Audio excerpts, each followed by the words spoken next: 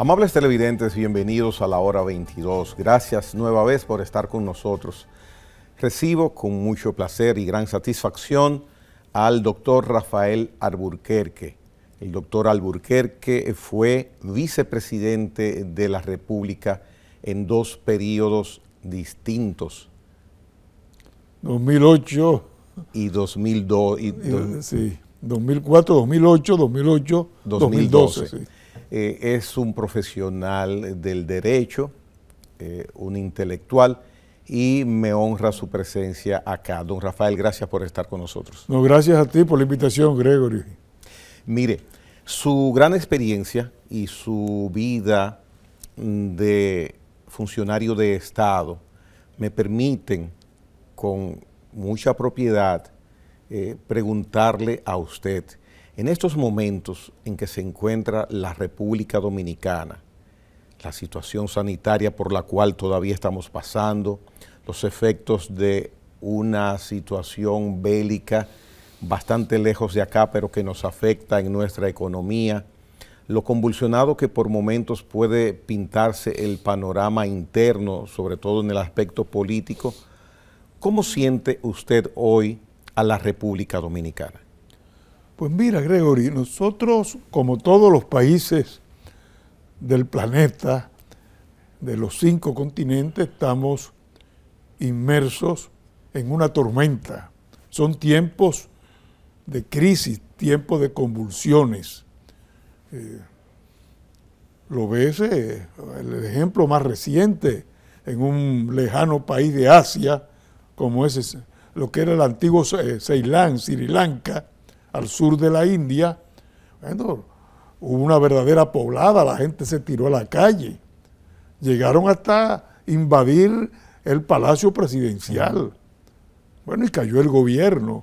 Hay protestas por toda parte en China, que es un régimen fuerte. Ha habido protestas. Por lo que tú señalas, bueno, primero ha sido la pandemia, el COVID-19, el confinamiento que todos sufrimos, la economía prácticamente pues se paralizó. Y luego entonces ahora esta guerra entre Rusia y Ucrania, países ya muy lejanos a nosotros, pero que repercuten.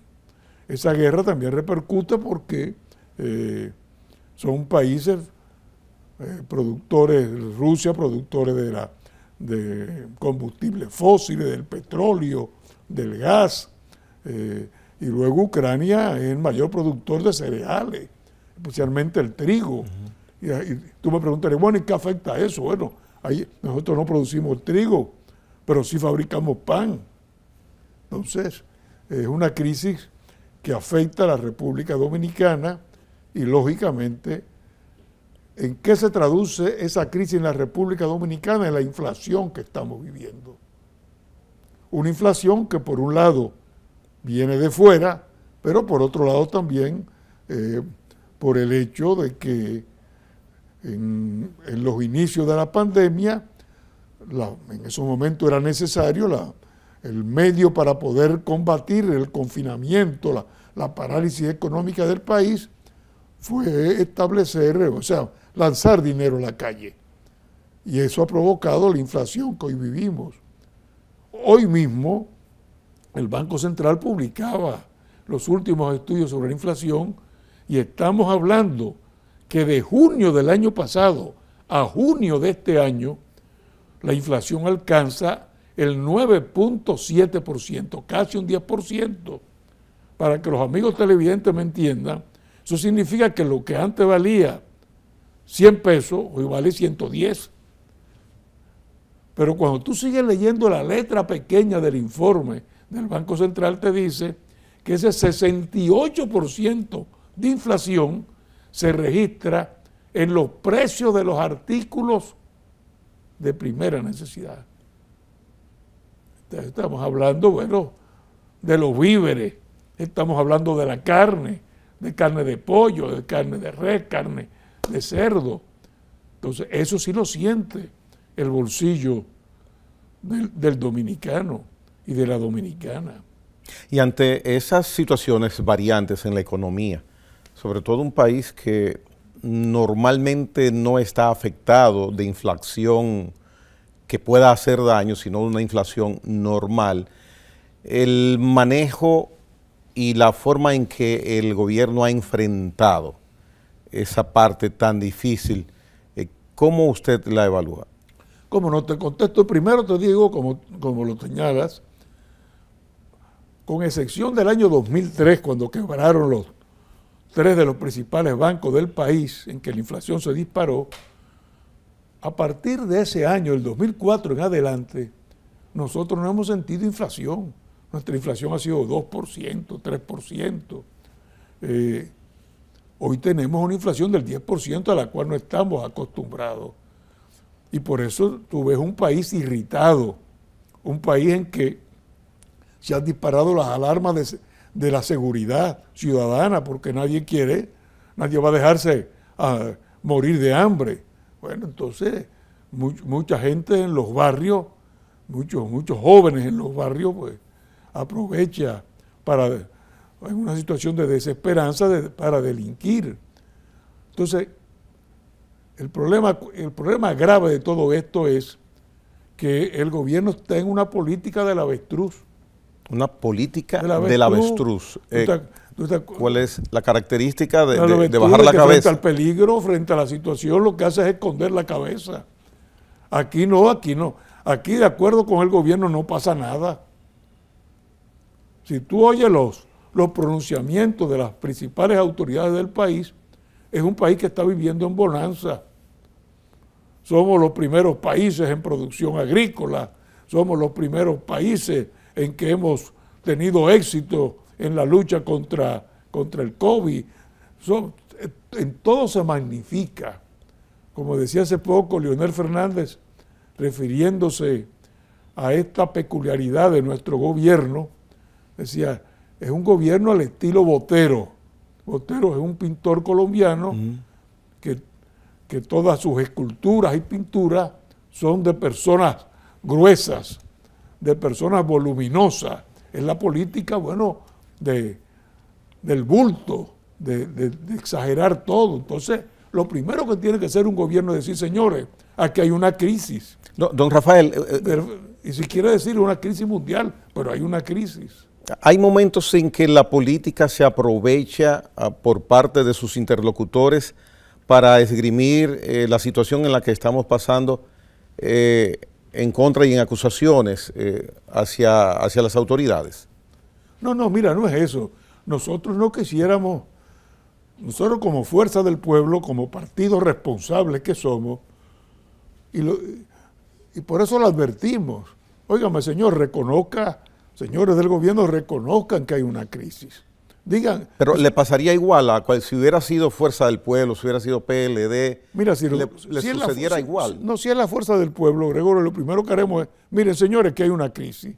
Vamos a tratar de resolverla entre todos. Pero no nos ocultemos, como hace el avestruz que mete la cabeza en la tierra para no ver el peligro.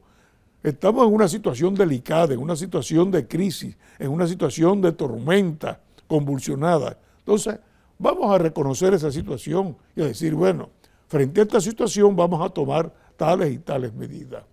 Pero resulta que es todo lo contrario. Aquí estamos en una situación de bonanza, es el mejor país del mundo, es el país que más crece. Bueno, tuviste que el Banco Central se atrevió a decir en meses pasados el año pasado que habíamos crecido un 12%. Llegó a decir en abril del 2021 que habíamos crecido un 47%. Pues eso no se lo cree nadie. 47%, ¿por qué? Porque en el 2020 habíamos decrecido, es decir, nos habíamos hundido en más de un 40%. Bueno, pero la realidad fue que habíamos crecido solamente un 4%, lo demás era rebote.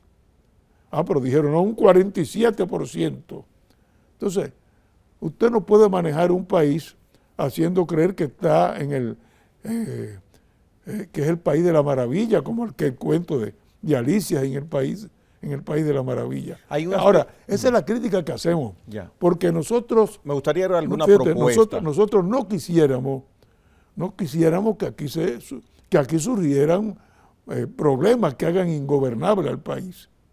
Con su experiencia, don Rafael, sea suya o autoría de su partido, alguna sugerencia, alguna propuesta que tengan ustedes o usted ante esta situación. Por ejemplo, vemos que el gobierno ha decidido durante varios meses subsidiar los combustibles. Se creó una ley provisional para los aranceles de productos básicos.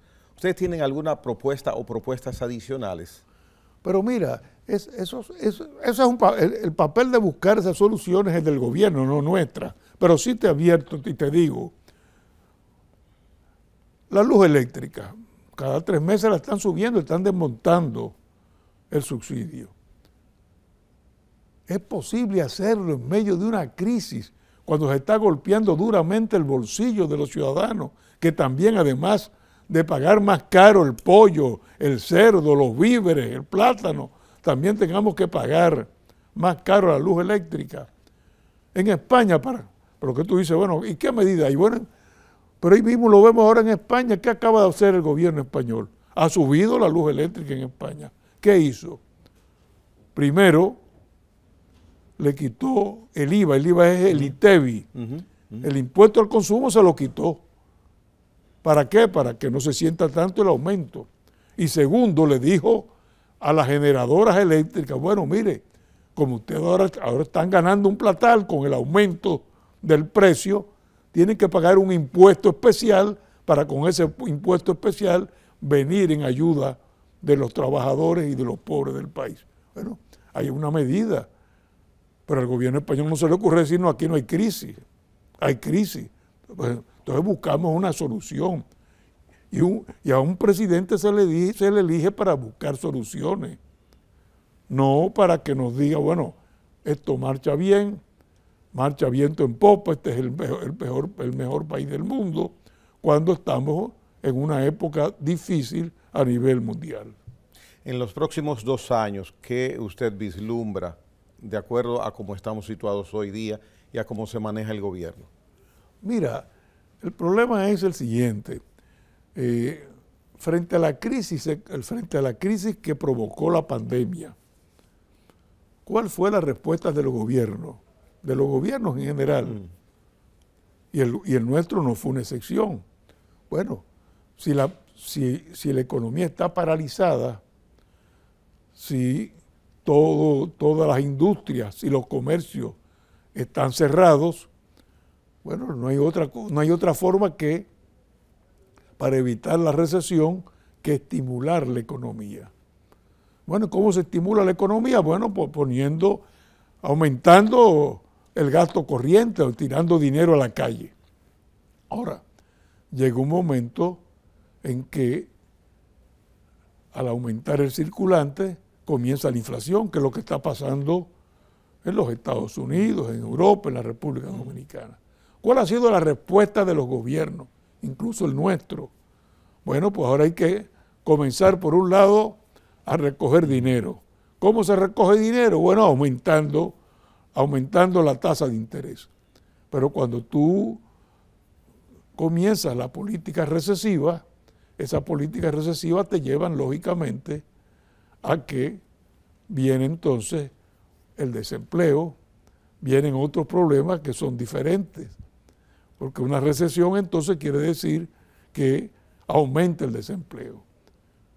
Bueno, vamos a ver cómo se va a manejar a partir de ahora este gobierno que ha aumentado drásticamente la tasa de interés. Entonces es de un péndulo a otro que vamos a pasar. Y en eso, bueno, tiene que haber la imaginación del gobierno, como lo que yo te refería ahora en España, para poder tomar medidas que alivien la suerte, sobre todo de la población nuestra, de la población trabajadora, de los empleados en general. Pero ustedes evidentemente tienen una insatisfacción con el quehacer, con el accionar del gobierno. ¿Hay alguna área en la que ustedes pueden decir que están satisfechos? No, yo lo veo, yo lamentablemente me hubiera gustado dar una respuesta positiva, pero lamentablemente... El doctor Fernández el domingo decía en un encuentro en el sur del país, empezó a preguntar por provincia y le decían los quienes estaban ahí que va mal en tal sitio, mal. Entonces, en ese aspecto también... No, lo vemos realmente con preocupación, sobre todo por el costo de la vida que se ha disparado. Y no hay peor política para el pobre en un país, porque eso le afecta directamente los bolsillos al pobre, que la inflación. Óyeme, es muy difícil cuando tú vas a un colmado, a una pulpería, a un supermercado ya de clase media para arriba, que hoy tú compres tal producto, tal víver, lo compras X precio y a la otra semana te dicen no, aumentó. Y no hay parte de esa inflación forzada, creada, porque como sabemos, los efectos internacionales de la crisis que ha producido básicamente el COVID y ahora sumado la situación de Ucrania, traen sobrecostos en diferentes aspectos. Pero no hay una parte interna. Por ejemplo, hay un caso con el de los pollos, que claro, el área de los productores hay una inducción como que también puede haber un manejo inadecuado en la comercialización y hay una inflación inducida a propósito. Mira, eso no lo negamos. No hay duda de que parte de la inflación es una inflación que viene de fuera, por la crisis que es mundial. Y la otra parte... Pero la otra parte es una parte que es propia de la República Dominicana, de las políticas que se han aplicado. Fíjate, el crecimiento nuestro del 5% que dice el Banco Central, bueno, cuando tú lo analizas, crecimiento de ¿por qué? Bueno, porque hay mayor remesa, naturalmente. En Estados Unidos ha bajado el desempleo, han logrado bajar el desempleo. Está en un 3% en este momento. Dieron ayuda económica en el momento, bueno, al aumentar el ingreso de los dominicanos en la diáspora, en el extranjero, mandan más remesa. Ha aumentado la zona franca, lógicamente, porque si hay más dinero en Estados Unidos, están comprando más. Ha aumentado el turismo, lógicamente, porque al haber más dinero en Estados Unidos, pues el turismo viene a la República Dominicana. O sea, ese crecimiento son de factores exógenos, de factores externos. Ahora, cuando tú analizas la construcción, ¿cuánto ha subido la construcción? Prácticamente nada. Y en la construcción está el mayor generador de empleo en la República Dominicana. Juan Bosch siempre decía, lo recuerdo, cuando trabaja el albañil, trabaja la nación. Y hay un ingrediente. Pero fíjate otro. La agricultura tradicionalmente aquí crece un 4%. Subió 2% nada más. Pero hicieron una ley que nosotros se la criticamos. Tasa cero. Pero señor, no es tasa cero. Son subsidios a los productores del campo. Porque la tasa cero, ¿a quién engorda la tasa cero? A los importadores. Son los que se van a beneficiar.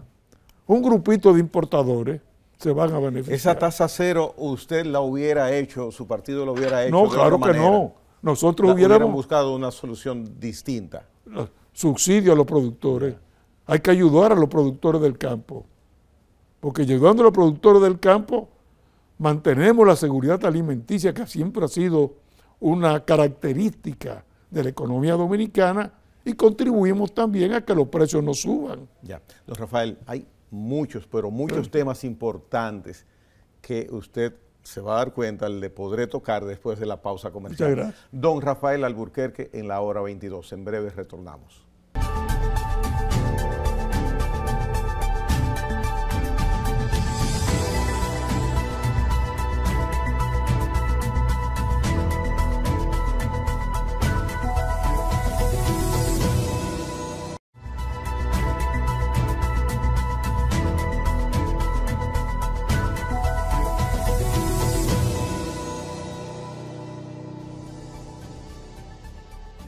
Continuamos conversando con el ex vicepresidente de la República, don Rafael Alburquerque. En su calidad de jurista, me permito hacerle una pregunta para buscar su opinión sobre la propuesta de ley de extinción de dominio que tanto hemos escuchado en el debate, en la palestra pública. De una manera, se podría decir sintetizada, porque nos puede coger mucho tiempo, don Rafael, ¿dónde reside, a su modo de ver, el tranque o la verdadera verdad de lo que está pasando con esa pieza jurídica, sobre todo en el Congreso Nacional? Mira, lo primero que aclaramos es que como fuerza del pueblo, nosotros estamos de acuerdo en que se persiga el narcotráfico, en que se persiga el crimen organizado, en que se persiga la corrupción. Ahora bien, bueno, el concepto de extinción de dominio fuimos nosotros que lo incluimos en la Constitución del 2010. Lo que nosotros reclamamos es que la ley que va a regular la extinción de dominio, esa ley respete la Constitución de la República. Porque ¿qué es la extinción de dominio? La extinción de dominio es sencillamente que si el bien es un bien ilícito, o sea, un bien mal habido, va a haber un tribunal especial que va a decir ese bien es ilícito y le confiscan ese bien. Perfecto. Ahora, ese proceso hay que hacerlo en la ley, establecerlo conforme a la Constitución. Entonces no puede haber retroactividad, porque la Constitución nuestra prohíbe la retroactividad de la ley. Entonces, si la ley entra en vigor hoy, es a partir de hoy que se aplica. No se puede aplicar para el pasado. Esa ley establece, bueno, que por una simple denuncia inmediatamente persiguen, no a la persona, al bien. Correcto. Pero hay una presunción de inocencia establecida en la Constitución. Entonces, se puede prestar hasta una extorsión, que yo diga, mira, fulanito de tal, ese bien lo tiene producto del narcotráfico. Pues yo no tengo que probar nada. El que tiene que probar cómo se hizo de ese bien es la persona acusada. Entonces hay una violación a la presunción de inocencia. La prescriptibilidad. En el Código Penal hoy por hoy, el crimen prescribe a los 10 años. Entonces, ¿tenemos herramientas en que se puede perseguir el ilícito si fue mal habido? El problema es que es como si fuera una presunción de mal habido del bien, y eso no puede ser. La verdad es que como instituto, es un instituto típico del sistema jurídico anglosajón. Y esa ley tiene mucha práctica en otras naciones. Sí, se ha extendido en América Latina, en Colombia, creo que la tiene en México también, pero en Colombia se ha moderado mucho por la intervención del Tribunal Constitucional, que le ha ido ajustando a los parámetros legales colombianos. Ahora, ¿cuál es el temor nuestro?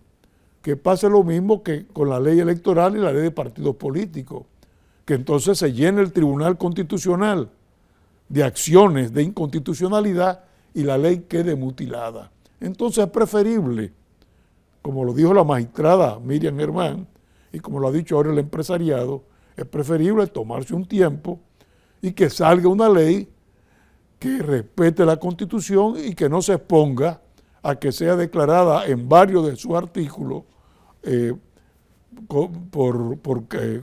inconstitucionalidad. ¿Podría correrse ese riesgo entonces? No, se está corriendo porque ahora se inventaron una palabra nueva que yo como jurista no conocía. No es retroactividad, es retrospectividad.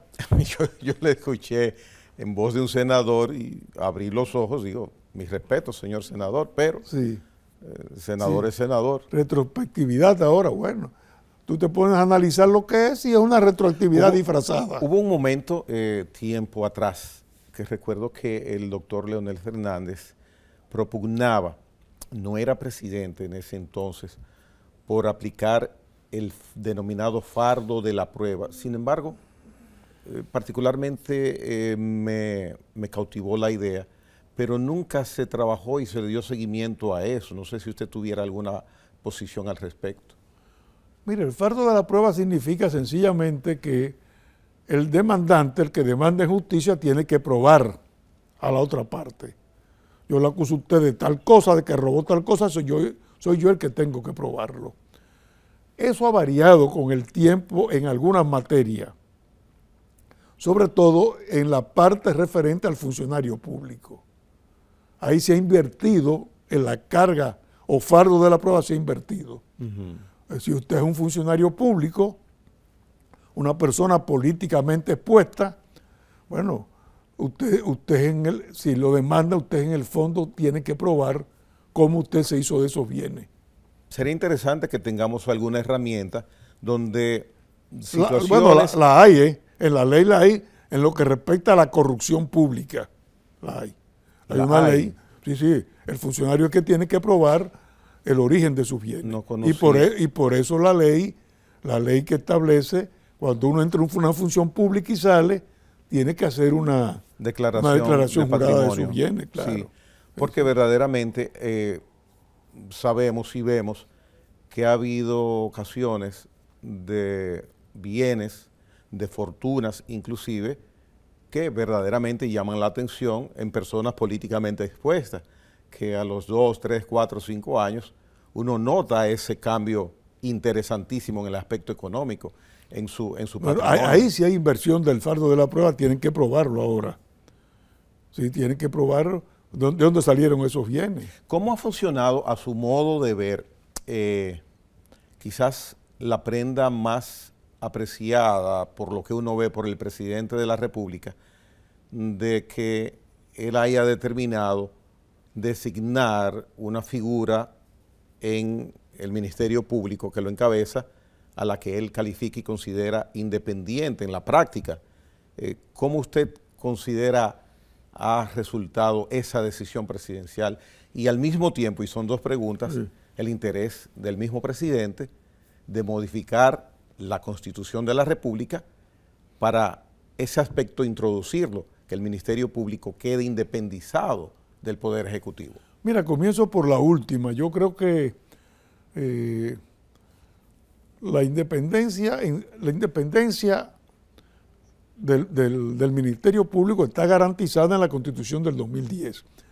Lo que realmente han querido decir con que sea una persona independiente, lo que se ha querido decir es que el Procurador General de la República no sea designado por el Presidente de la República.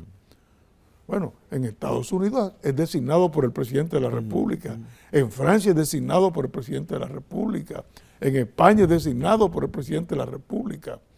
Aquí con mucho mayor razón, porque como no hay Ministerio de Justicia, el Procurador General de la República es el que lleva la política criminal del gobierno. O sea, es el brazo jurídico del Poder Ejecutivo. El brazo jurídico del Poder Ejecutivo. Yo creo que por tal razón lo importante sería, y para eso no hay que modificar la Constitución, en el fondo, ¿qué es lo que se busca? Un procurador que no tenga ningún vínculo con el presidente y que pueda combatir la corrupción de sus funcionarios. Ese es el esquema de mi primera pregunta. Sí. ¿Es lo que tenemos ahora en la práctica? Ahora voy. Entonces, yo creo que eso se puede conseguir sin modificar la Constitución, estableciendo en la ley de Ministerio Público que el Procurador General, en contra de la corrupción pública, de la administración pública, sea designado por el Consejo Superior del Ministerio Público y no por el Presidente de la República, y ya. Ahí se acabó, y que sea permanente por los 4 años. Ahí se acabó. Ahora, con respecto a lo que podemos llamar el Ministerio Público actual, pues lógicamente yo tengo un gran respeto por la magistrada Miriam Germán.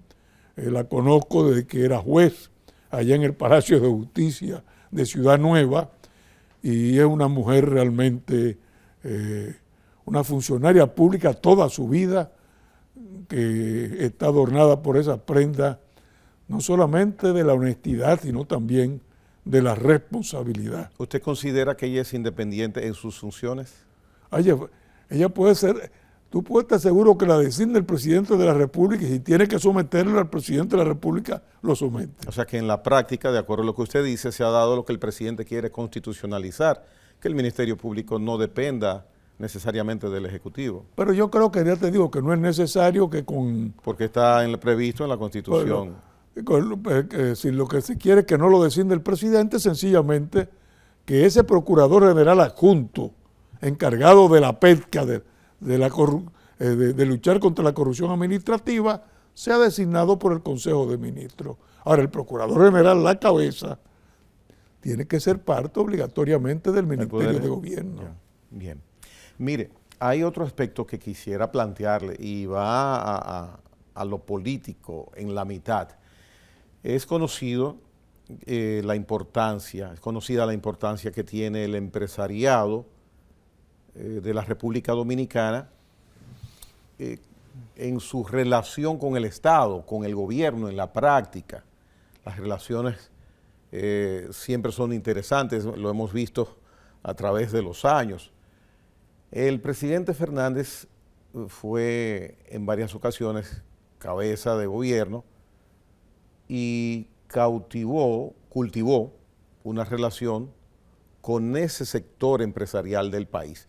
En estos momentos donde ustedes, Fuerza del Pueblo, están buscando posicionarse para lograr, con el presidente Fernández, lograr gobierno en 2024, ¿cómo califica la relación del expresidente Fernández actualmente con el empresariado dominicano? Mira, yo creo que no solamente con el empresariado, Leonel Fernández se ha ido consolidando como... Pero la pregunta en este momento es específicamente su relación con el empresariado. Sí, no, está bien. Sí, pero fíjate, Leonel Fernández se ha ido consolidando como el líder de la oposición. Y en la medida en que su figura crezca como líder de la oposición, en esa misma medida va a tener el respaldo y el apoyo de los distintos sectores del país y en este caso de un sector empresarial. Porque así como tú y yo estamos preocupados por la situación de crisis que está viviendo el país, esa crisis no solamente afecta a los trabajadores, a los pobres del país, esa crisis también afecta al empresariado. Porque es lógico, un empresario crea su empresa para ganar y gana vendiendo. Bueno, y si llega un momento en que al pueblo no le alcanza ni siquiera para poder comer, entonces al final la empresa va a terminar quebrada. De manera que en esa medida que crezca como líder de la oposición, en esa misma medida pues va a tener el apoyo y el respaldo de los sectores, no de todo, pero de sectores empresariales del país. Sobre todo que ese sector lo visualiza como el hombre que pudo enfrentar dos grandes crisis que afectaron el país. La del 2003, cuando llegó al gobierno con la tasa del dólar disparada y logró dominar esa crisis de la quiebra de 3 de los principales bancos del país, y luego la crisis del 2008, que fue una crisis mundial. Y pregúntale al pueblo dominicano, ¿hubo crisis en el 2008? Y te voy a decir, aquí no hubo crisis ninguna. No se sintió la crisis. ¿Por qué no se sintió la crisis? Precisamente por las medidas oportunas que tomamos desde el gobierno. Entonces, por esa razón, ese sector empresarial que hoy está preocupado con lo que está pasando en el país, pues se acerca y apoya a Leonel Fernández. Sí, sin embargo, usted menciona preocupación del empresariado con lo que está sucediendo en el país. Ahora, en la relación actual, se ve, se nota, uno percibe que hay muchos vasos comunicantes y cierta afinidad entre el gobierno y los empresarios. Es lo que... Gregory, siempre hay intereses. Dentro del mismo sector hay intereses y hay sectores que se contraponen. No es lo mismo un importador que un fabricante. No es lo mismo un productor agrícola que está sintiendo el peso de la crisis que un productor de zona franca, por ejemplo. Entonces, bueno, son intereses particulares de los diferentes sectores que conforman el conglomerado empresarial. Bien, mire, acudo nueva vez a su criterio político-jurídico. En estos momentos estamos en presencia de lo que ha agregado el Ministerio Público a un caso en el cual ya hay varias personas, exfuncionarios, guardando prisión preventiva, encabezado por el ex Procurador General de la República, y lo adicional de ese caso es un expediente que suma 12,000 y tantas páginas a lo que ya existía. Desde el punto de vista jurídico, mezclado con la relevancia que esto trae, ¿qué opinión tiene usted sobre este megavoluminoso caso? Disculpe la redundancia en la terminología. Mira, Gregory, yo creo que en este caso hay, vamos a decir, varios puntos importantes. El primer punto importante es que no lo he leído todavía, he visto algunas de las páginas, pero tiene que haber, o debe haber, un expediente bien sustentado, para que de lo contrario, porque de lo contrario, el expediente corre riesgo de caerse en los tribunales. Eso es uno.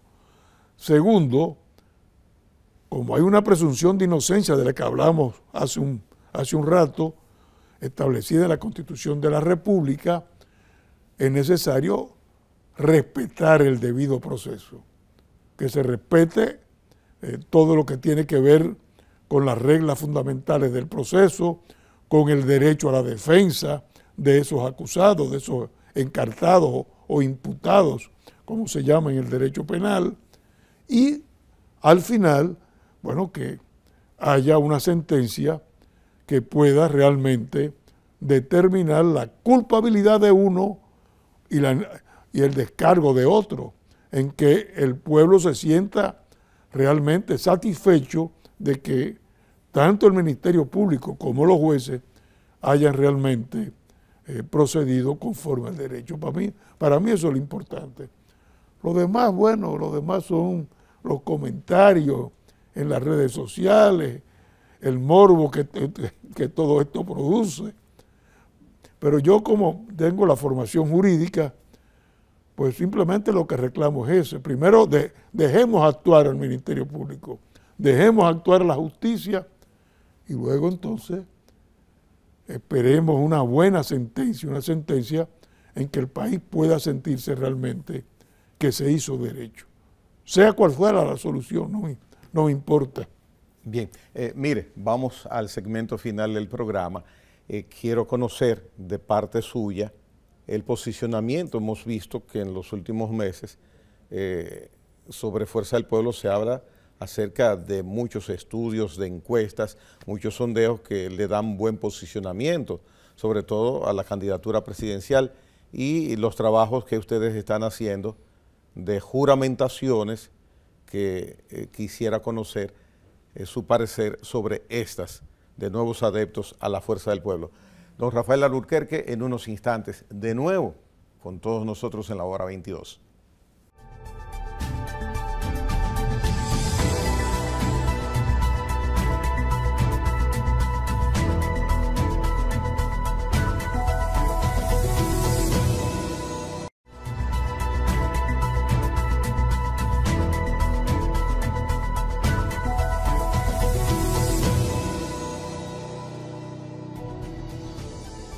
Bien, don Rafael Alburquerque, el partido Fuerza del Pueblo y Leonel Fernández, hemos escuchado por parte de dirigentes de su partido que hay hasta empate técnico en algunos sondeos.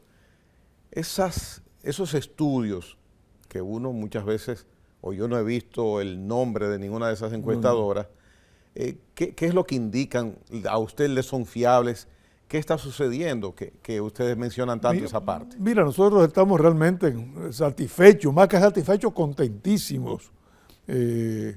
No hay duda de que la Fuerza del Pueblo ha entrado, sobre todo desde enero a esta parte, a junio ya hace 6 meses, estos últimos 6 meses, a un crecimiento constante, a un crecimiento, yo diría que vertiginoso. Nosotros depositamos hace unos pocos días un padrón de 1 millón de afiliados, no inventado como alguien ha dicho, no, un padrón que el presidente Fernández puede coger el teléfono y llamar y hablar con esas personas. No es un padrón de mentiras. No, es un padrón ficticio como tienen algunos. Ayer mismo el secretario de organización nos informaba que ya por encima de ese 1 millón se habían acercado más de 170,000 personas que habían solicitado su inscripción. Y nosotros creemos que para febrero, y lo hemos decidido así en el día de ayer, vamos a presentar a la Junta Central Electoral pues 500,000 más para llegar a 1.500.000. Y en mayo vamos a tratar de llegar a 2 millones en ese padrón electoral. Si es así, don Rafael, ¿cómo se puede lograr ese crecimiento y más un partido que desde oposición les resulta normalmente, por razones obvias, crecer? Es más fácil un partido que esté en gobierno, que se le acerquen, pero si usted está en oposición, quizás es mucho más difícil. Mira, es muy sencillo, por el liderazgo de Leonel Fernández. La gente recuerda los gobiernos del doctor Leonel Fernández, recuerda cómo se vivía, compara precios de antes, compara precios, cómo se disparan los precios de ahora, ve las obras realizadas por Leonel Fernández. Santo Domingo, por ejemplo, norte. Bueno, cuando tú tomas las encuestas internas que nosotros realizamos y otras encuestas empresariales, que como tú decías, estamos en empate, pero Santo Domingo Norte en primer lugar, ¿por qué? Bueno, porque ahí está el metro de Santo Domingo. Y la gente dice, ¿quién hizo el metro? Leonel Fernández. Y ha sido una obra que ha resultado en ahorros, en un transporte mucho más seguro, mucho más rápido. Y eso es lo que aprecia el pueblo. Entonces dicen Santo Domingo, no, en primer lugar en las encuestas, Santo Domingo Norte. Bueno, y en la medida en que la situación económica se va deteriorando, pues en esa misma medida va creciendo el liderazgo del compañero Leonel Fernández. Mira, una de las pruebas evidentes es yo decirte, bueno, se va un miembro de un partido en el poder, se va del partido, jamás. Si usted está en el poder, nunca renuncia a ese partido. Y a nosotros nos está comenzando a llegar gente del PRM. O sea, cuando tú ves gente del PRM que está renunciando al PRM, renunciando al poder y llegando a la fuerza del pueblo, es por el liderazgo creciente, ese liderazgo que hoy está ejerciendo el doctor Leonel Fernández. La gente no es boba, la gente se da cuenta y dice, óigame, con Leonel Fernández vivíamos mejor. Entonces, por esa razón, el crecimiento de la fuerza del pueblo es un crecimiento realmente impresionante. Por razones de longevidad, de edad, Partido Fuerza del Pueblo es un partido de poco tiempo. Tienen 2 puntos en el horizonte que hay que tomar en cuenta para 2024. Lograr clasificar en primero, segundo lugar, y si es segundo lugar, estamos hablando de destronar al PLD, lo que sería su segundo lugar normal, y en otro aspecto, lograr, don Rafael, una alianza en una eventual segunda vuelta, y la alianza evidentemente tendría que ser con la oposición, y en la oposición quien está numéricamente sólido, igual que se puede decir en cantidad, son ustedes y el Partido de la Liberación Dominicana. Ese escenario, ¿usted lo vislumbra así? Muy brevemente, sí, porque se está terminando el programa, 2 cosas. En primer lugar, nosotros apostamos a lo grande, nosotros apostamos a la primera vuelta. Y si vamos a la segunda vuelta, tú puedes estar seguro que toda esa base del Partido de la Liberación Dominicana nos va a apoyar. Es más, nosotros creemos que mucho antes, que esa base cuando vea el crecimiento impresionante de la fuerza del pueblo, estará apoyando a Leonel Fernández. Aunque se oponga a la dirección de ese partido, estará apoyando, porque nadie se suicida. Y entonces, esa base del Partido de la Liberación Dominicana, del viejo partido, como decimos nosotros, ¿a quién va a apoyar? Usted ha mencionado un aspecto que no recuerdo recientemente al nivel suyo, haberlo escuchado como expresión de posibilidad. Usted dice que podría Fuerza del Pueblo o que ustedes apuestan a que pueden inclusive lograr un triunfo en primera vuelta. Nosotros apostamos a lo grande. El que piensa pequeño, pues pequeño se queda.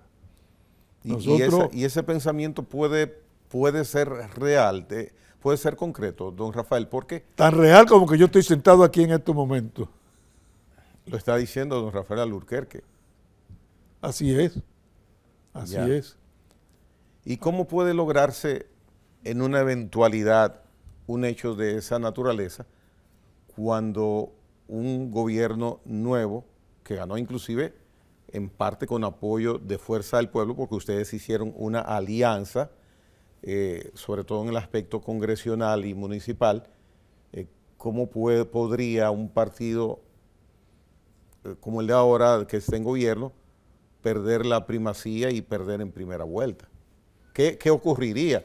¿O ustedes son un jugador del equipo muy destacado o el otro jugador está en un eslón muy grande? ¿Cuál de las dos es? Mira, yo solamente te recuerdo un caso. El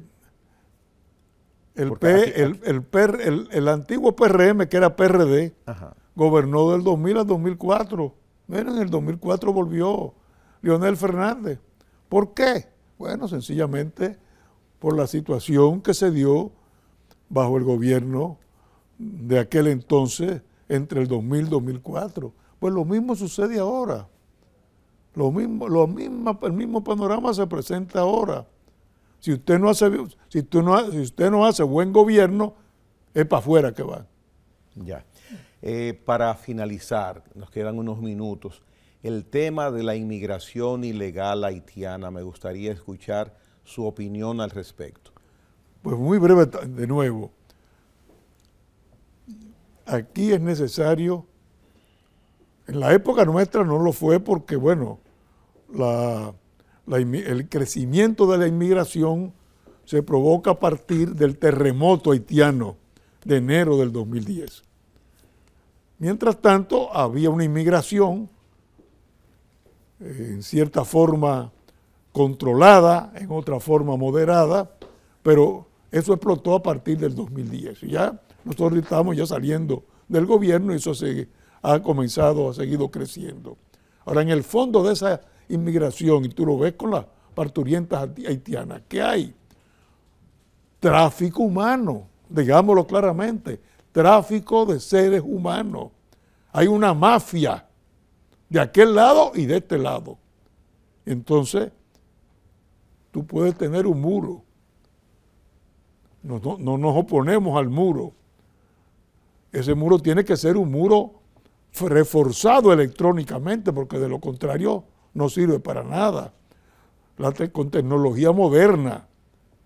Pero eso no te evita la migración. Hay que combatir también las bandas, la mafia que trafica con seres humanos.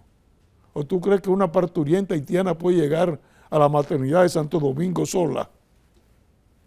Alguien la trae, alguien la lleva a la frontera y alguien la trae de la frontera hasta la capital de la República. ¿Y dónde puede cortarse esa situación? Esa mafia es lo que hay que combatir, pero ahí hay sectores poderosos y esa mafia hay que combatirla. ¿Desde qué estamento, don Rafael, a su modo de ver, hay que combatirla? Esa mafia hay que combatirla de todos los estamentos, fundamentalmente el Ministerio Público tiene que ponerse en eso, la Dirección de Migración tiene que ponerse en eso. O sea, todas las autoridades tienen que trabajar en eso. Y eso no es un reclamo particular mío, un reclamo nacional, es un reclamo incluso de los estamentos internacionales. O sea, son mafias que trabajan y explotan el ser humano. ¿Se le podría, para combatir esa situación, se le podría agregar a la sugerencia suya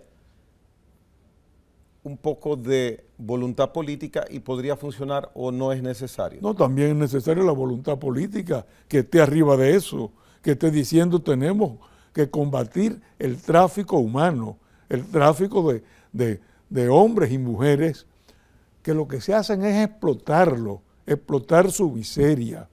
Esa tragedia que nosotros tenemos de dominicanas y dominicanos que se van en yola hasta Puerto Rico, son mafias y lo hemos visto.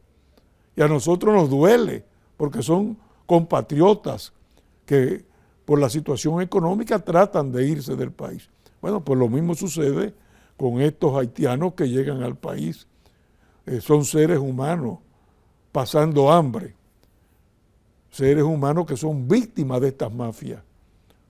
Así como el dominicano se busca ese dinero para poder viajar en una embarcación precaria hacia Puerto Rico, lo mismo sucede con estas personas. Entonces, yo creo que muy bien el muro, hay que utilizar toda la tecnología para combatir esa inmigración ilegal, pero también actuemos drásticamente contra esa mafia que trafica con seres humanos. Bien, don Rafael Alburquerque, muchas gracias por esta noche habernos brindado parte de la experiencia acumulada en su vida, tanto profesional, política, como hombre de Estado. Para nosotros es un honor que haya participado nueva vez en la hora 22. Muchas gracias, Gregorio. Muchísimas gracias. Bien, señores, hasta mañana, Dios mediante.